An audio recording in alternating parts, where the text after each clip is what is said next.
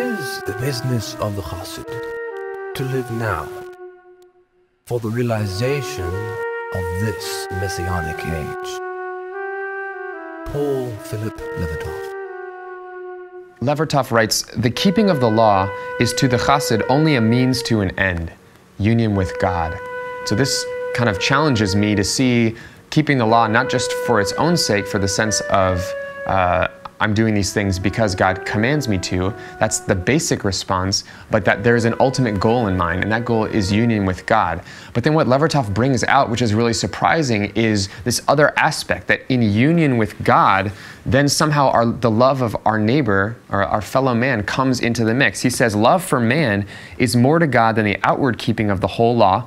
Through love, even our body becomes an organ of the Shekhinah, and we become united with the spiritual world and are able, through our prayers, to bring down grace out of the heart of God.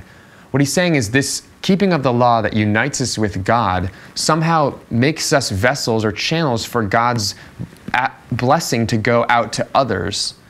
And I mean, first of all, uniting love of God and love of one's neighbor as the organizing principles of how to approach keeping Torah is definitely kind of a keynote of Yeshua's teaching.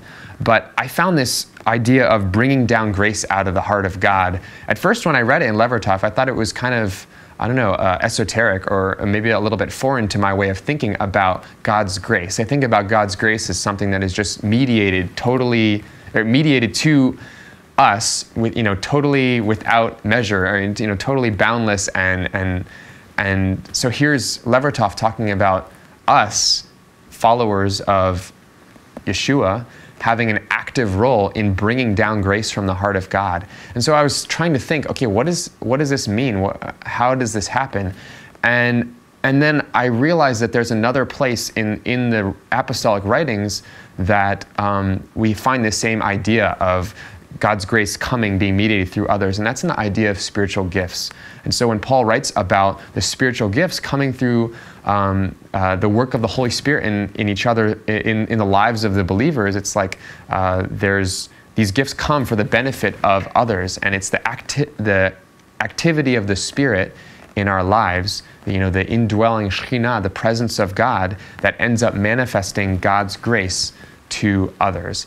Levertov says that this grace to others, these spiritual gifts, can only come through the sacrificial kind of living that comes from a love of God embodied in that kind of following of the Torah.